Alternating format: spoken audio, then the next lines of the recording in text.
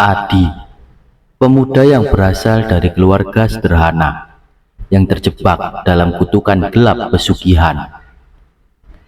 Apa yang mereka temukan di sana bukan hanya kekayaan, tapi juga rahasia kelam yang menyeret mereka ke jurang kehancuran. Sebelum melanjutkan kisah ini, saya mengingatkan teman-teman untuk bantu support channel ini dengan menekan tombol subscribe dan nyalakan notifikasinya agar tak ketinggalan video menegangkan lainnya.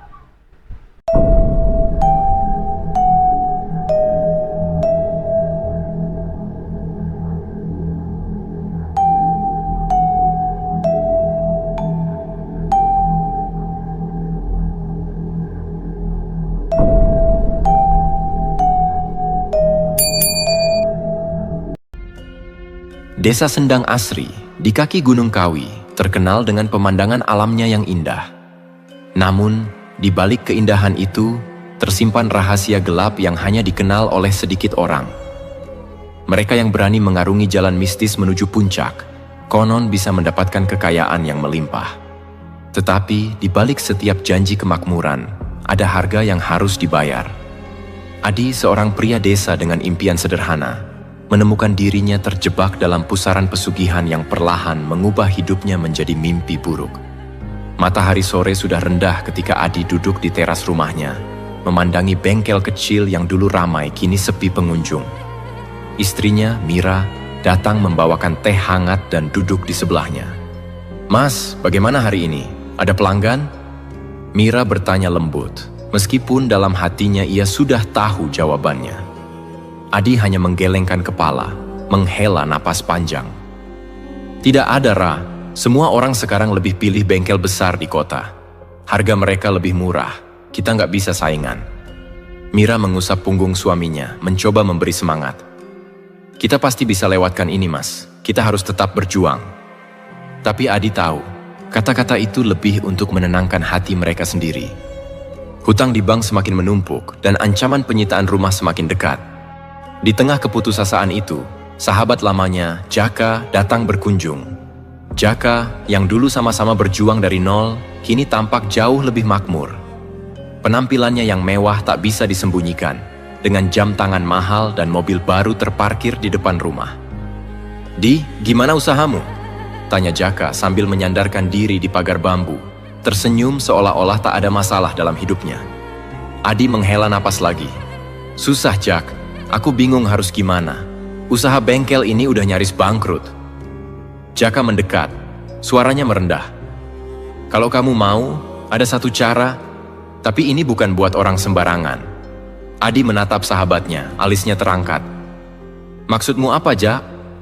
Jaka tersenyum misterius. "Ada tempat di Gunung Kawi, banyak orang yang pergi ke sana, dan hidup mereka berubah. Kayak mendadak. Aku sendiri salah satu yang mencoba." Malam itu, Adi tak bisa tidur. Kata-kata Jaka terus terngiang di kepalanya. Ada tempat di Gunung Kawi. Apa benar semua itu? Apakah kekayaan bisa datang hanya dengan melakukan ritual di sana? Tapi di balik rasa ingin tahu itu, ada ketakutan besar. Apa harga yang harus ia bayar? Mira memperhatikan suaminya yang gelisah. "Mas, kamu kenapa?" Adi terdiam sejenak sebelum akhirnya berkata, "Tadi Jaka ngomong sesuatu tentang tempat di Gunung Kawi. Dia bilang banyak orang jadi kaya setelah pergi ke sana." Mira terkejut. "Maksudmu pesugihan?" Adi mengangguk pelan. "Aku nggak tahu, Ra. Tapi Jaka kelihatannya memang lebih makmur sekarang. Dan dia bilang dia sendiri yang melakukannya." Mira tampak ketakutan. "Mas, aku nggak setuju kalau kamu terlibat hal-hal seperti itu. Kita nggak tahu apa yang harus kita korbankan. Aku takut." "Tapi Ra, lihat keadaan kita sekarang. Hutang-hutang terus menumpuk, pelanggan makin sedikit, dan sebentar lagi kita bisa kehilangan rumah ini. Aku nggak tahu harus gimana lagi." Keheningan meliputi mereka berdua. Mira tahu suaminya berada dalam tekanan berat, tapi dia juga tidak ingin suaminya terjerumus ke dalam sesuatu yang berbahaya. Pada akhirnya, rasa putus asa mengalahkan ketakutan. Beberapa hari kemudian, Adi setuju untuk pergi bersama Jaka ke Gunung Kawi. mereka berdua berangkat pagi-pagi buta, dengan Jaka mengemudikan mobilnya melewati jalanan berkelok yang mengarah ke puncak gunung. "Jadi, apa yang harus kita lakukan di sana, Jak?" tanya Adi, mencoba menyembunyikan kegugupannya. Jaka hanya tersenyum tipis. "Nanti kamu akan tahu, ini bukan ritual sembarangan. Kita harus menemui seseorang yang bisa memandu kita." Setibanya di kaki gunung, mereka disambut oleh suasana yang mistis. Kabut tebal menyelimuti jalan setapak yang mereka lalui. Di sana, di bawah pohon beringin tua, mereka bertemu dengan Mbah Surip, seorang lelaki tua yang tampak seperti bagian dari gunung itu sendiri. Wajahnya keriput, matanya tajam, dan senyumnya misterius. "Kalian datang untuk mencari kekayaan, ya?" tanya Mbah Surip tanpa basa-basi, seolah-olah dia sudah tahu tujuan mereka. Adi mengangguk ragu, sementara Jaka tampak lebih tenang. "Iya, Mbah, kami ingin melakukan pesugihan." Mbah Surip tertawa kecil. "Tahu tidak, setiap kekayaan yang kalian cari, ada harga yang harus kalian bayar. Kalian siap?" Adi dan Jaka saling pandang, lalu mengangguk.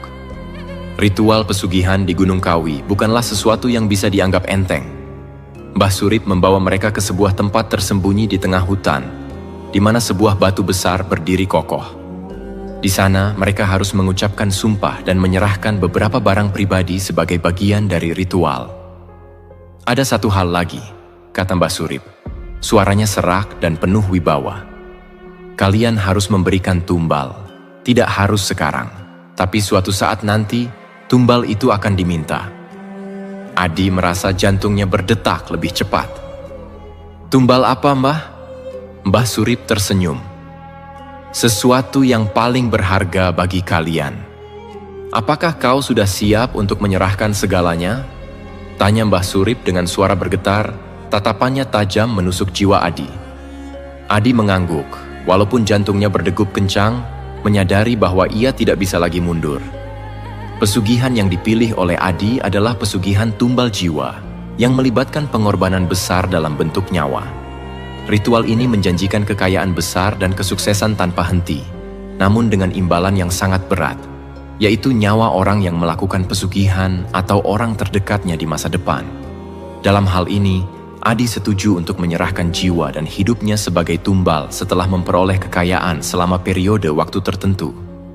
Kesepakatan ini diatur dengan kekuatan gaib yang menguasai Gunung Kawi, di mana arwah-arwah lain yang pernah melakukan pesugihan terperangkap untuk selamanya.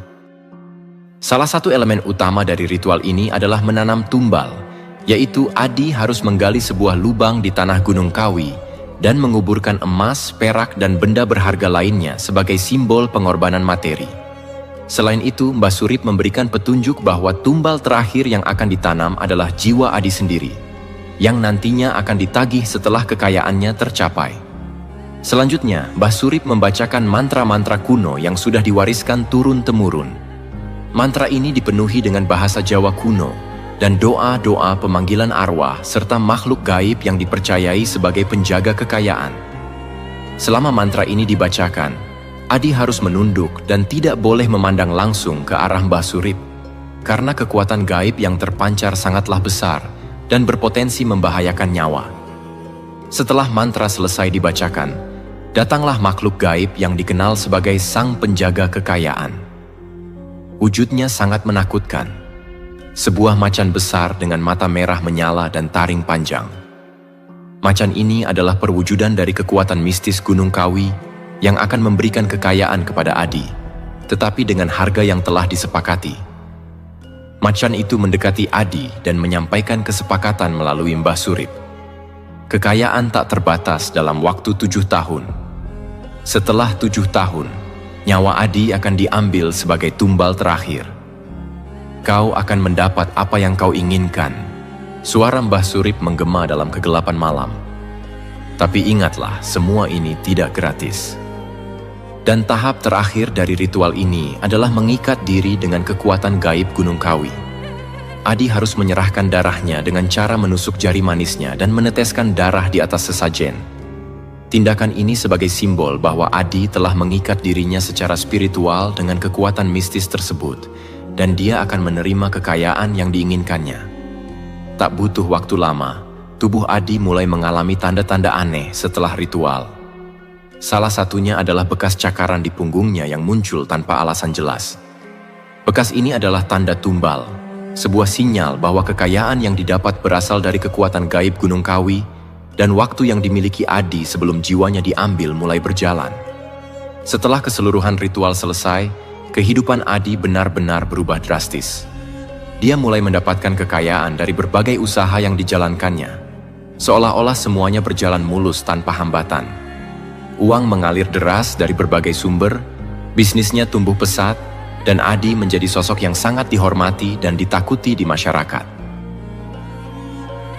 Bisnis bengkelnya yang tadinya sepi, kini dipadati oleh pelanggan yang datang tak henti-henti. Orang-orang mulai berbicara tentang kehebatan bengkel Adi yang katanya bisa menyelesaikan masalah apapun dengan cepat dan murah. Bahkan, ada yang datang dari luar kota untuk menggunakan jasanya.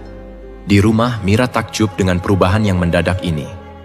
Uang yang tadinya tak pernah cukup, kini mengalir deras ke kantong mereka.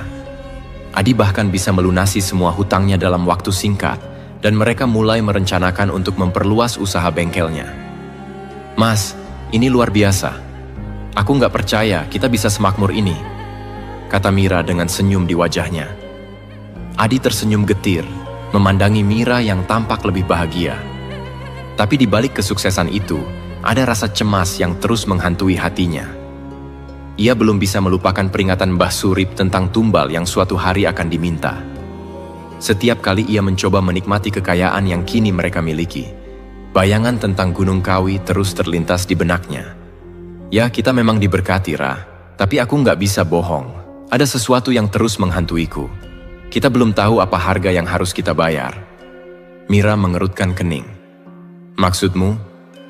"Saat kita melakukan ritual itu, Mbah Surip bilang kita harus menyerahkan tumbal, sesuatu yang sangat berharga." Wajah Mira berubah pucat. "Mas, apa maksudmu? Kita sudah melakukannya, kan?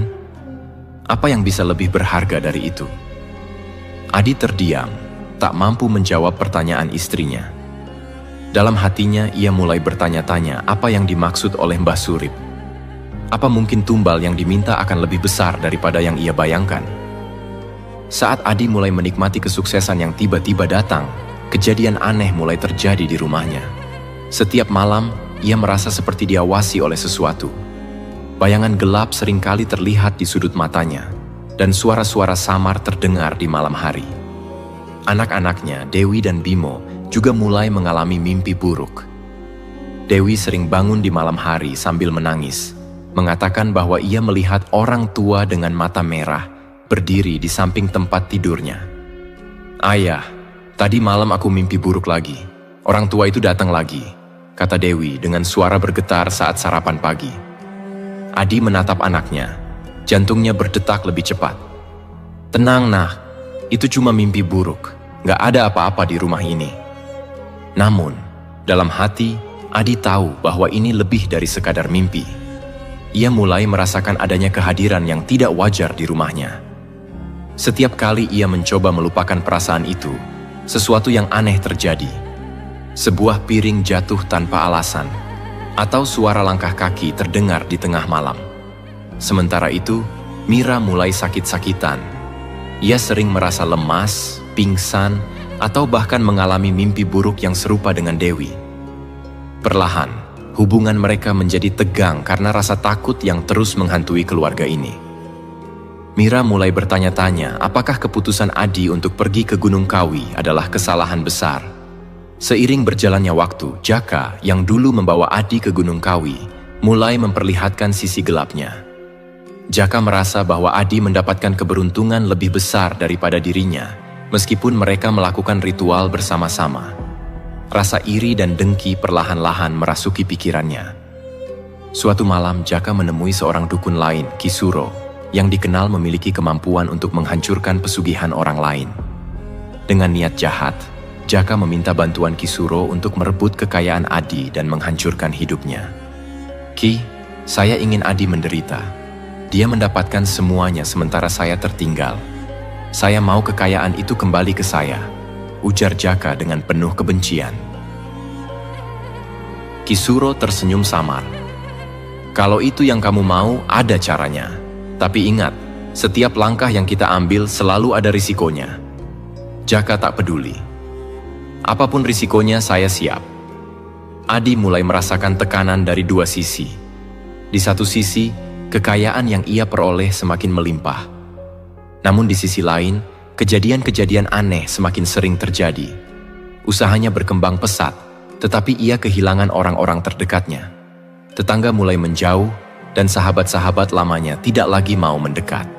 Suatu malam, Adi menerima kabar bahwa Jaka mengalami kecelakaan parah. Mobilnya tergelincir dari jalan setapak di kaki Gunung Kawi. Dalam kondisi sekarat, Jaka berusaha menghubungi Adi. Adi bergegas ke rumah sakit, hanya untuk menemukan Jaka yang terbaring dengan luka serius.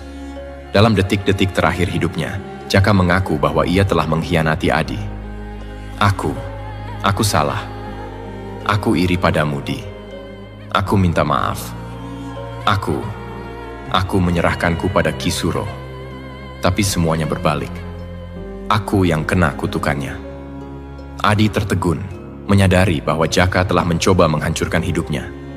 Tetapi sebelum Jaka sempat menjelaskan lebih lanjut, ia menghembuskan napas terakhirnya.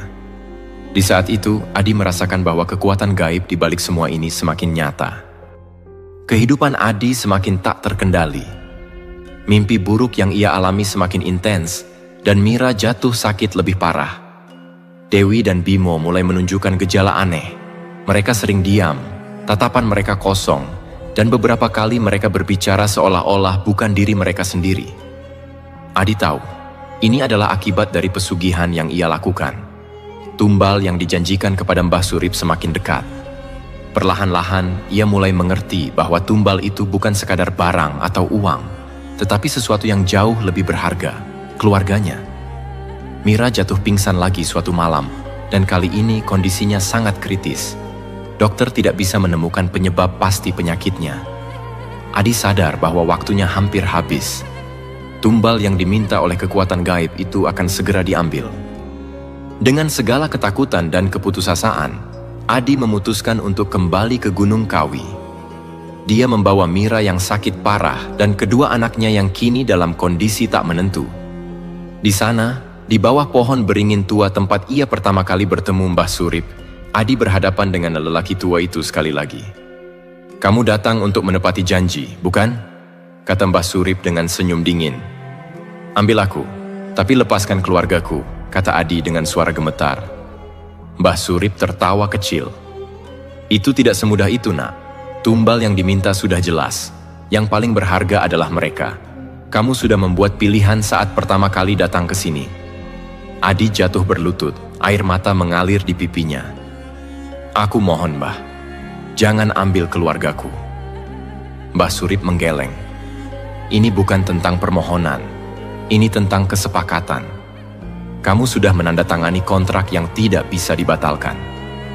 Dalam keputusasaan, Adi berusaha melawan kekuatan gaib yang telah mengikatnya. Namun pada akhirnya, dia dihadapkan pada pilihan yang tak mungkin. Menyerahkan keluarganya atau terus hidup dalam mimpi buruk yang tiada akhir. Adi memilih untuk mengorbankan dirinya demi menyelamatkan keluarganya. Namun keputusannya membawa konsekuensi yang lebih mengerikan. Mbah Surip mengambil jiwanya, dan sejak saat itu, Adi menjadi bagian dari Gunung Kawi. Ia tidak pernah kembali ke keluarganya, tetapi dalam setiap malam yang gelap, Mira dan anak-anaknya selalu merasakan kehadirannya, seperti bayangan yang tak pernah hilang. Kekayaan yang Adi peroleh lenyap seiring berjalannya waktu. Namun kutukan Gunung Kawi tetap hidup, menunggu korban berikutnya yang berani mencari kekayaan dengan cara yang sama. Setelah kepergian Adi, kehidupan Mira dan anak-anaknya berubah drastis.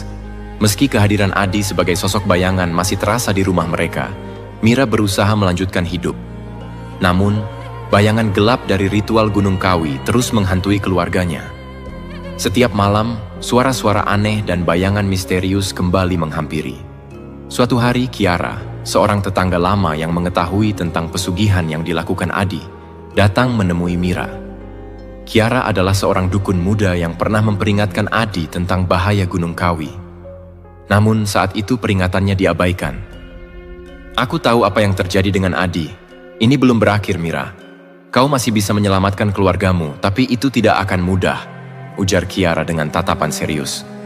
Mira, yang masih dibayangi rasa bersalah atas keputusan Adi, merasa putus asa. Bagaimana caranya? Aku sudah kehilangan Adi, dan kini anak-anakku pun terancam. Kiara memberitahu Mira bahwa ada cara untuk memutus kutukan Gunung Kawi, tetapi itu melibatkan perjalanan yang lebih berbahaya dan kompleks daripada sebelumnya. Mereka harus kembali ke gunung, bukan untuk mendapatkan kekayaan, melainkan untuk melepaskan diri dari ikatan gelap yang masih mengancam. Perjalanan Mira bersama Kiara ke Gunung Kawi membuka rahasia lain tentang pesugihan. Ternyata, jiwa Adi yang kini menjadi bagian dari gunung menyimpan petunjuk penting.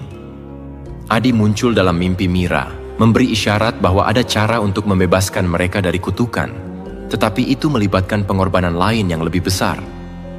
Kiara mulai menggali lebih dalam tentang asal-usul pesugihan Gunung Kawi. Mereka menemukan bahwa bukan hanya Adi yang terjebak dalam kutukan ini. Ada banyak jiwa lain yang terperangkap di gunung, menunggu seseorang untuk membebaskan mereka. Gunung Kawi adalah tempat di mana mereka yang tergoda oleh janji kekayaan abadi, akhirnya kehilangan lebih dari yang mereka dapatkan. Mira dan Kiara bersiap untuk melakukan ritual terakhir di Gunung Kawi. Mereka harus menghadapi makhluk-makhluk gaib yang menjaga kekuatan pesugihan itu. Di tengah perjalanan, mereka bertemu dengan arwah Jaka, yang juga terjebak di gunung setelah pengkhianatannya terhadap Adi. Jaka meminta pengampunan dan bersedia membantu mereka menghancurkan kekuatan Gunung Kawi. Namun, semakin dekat mereka ke inti kekuatan gunung, semakin banyak halangan yang harus dihadapi. Suara Mbah Surip terus terdengar, memperingatkan mereka bahwa sekali terlibat dalam pesugihan, tak ada jalan kembali. Apakah kau yakin ingin menghancurkan semua ini, Mira? Kau bisa mendapatkan kembali semua yang hilang. Bahkan Adi bisa kembali. Suara Mbah Surip menggema di udara malam, menawarkan godaan terakhir. Di puncak Gunung Kawi, Mira, Kiara, dan arwah Jaka bersiap untuk pertarungan terakhir. Mereka harus menghancurkan jimat pesugihan yang terletak di gua paling dalam di gunung itu. Namun, Mbah Surip dan makhluk-makhluk yang telah bersekutu dengannya siap untuk mempertahankan kekuatan gelap tersebut. Pertarungan ini tidak hanya menguji kekuatan fisik mereka, tetapi juga mental dan spiritual. Mira harus memilih antara mengambil kembali keluarganya yang telah hilang, atau menghancurkan kutukan selamanya, meski itu berarti kehilangan Adi untuk selamanya. Setelah perjuangan panjang, Mira dan Kiara berhasil menghancurkan pesugihan Gunung Kawi. Kutukan yang membayangi hidup mereka akhirnya terlepas. Namun, dengan hilangnya kekuatan gelap, jiwa-jiwa yang terperangkap, termasuk Adi dan Jaka, akhirnya harus beristirahat selamanya. Adi mengucapkan selamat tinggal kepada Mira dalam mimpinya untuk terakhir kalinya, memastikan bahwa keluarganya kini bebas dari ancaman gelap tersebut. Mira dan anak-anaknya kembali ke kehidupan normal. Namun bayangan dari pengalaman mereka di Gunung Kawi akan selalu menghantui mereka. Meski mereka telah bebas dari kutukan, pelajaran dari pengalaman itu tidak akan pernah mereka lupakan. Adi seperti banyak orang lainnya yang tergoda oleh janji kemewahan dan kehidupan yang lebih baik. Namun di balik janji itu, tersimpan kegelapan yang siap menghancurkan keluarganya. Mira telah merasakan dampak dari kegelapan itu. Meski mereka telah berjuang keras untuk lepas dari kutukan itu, bayang-bayang pesugihan tetap menghantui hidup mereka. Pada akhirnya, semua yang didapat dari kekuatan gelap itu hanya bersifat sementara, dan yang tersisa hanyalah penyesalan. Jangan lupa tinggalkan like, komen, dan subscribe. Sampai jumpa pada video menegangkan selanjutnya. Terima kasih.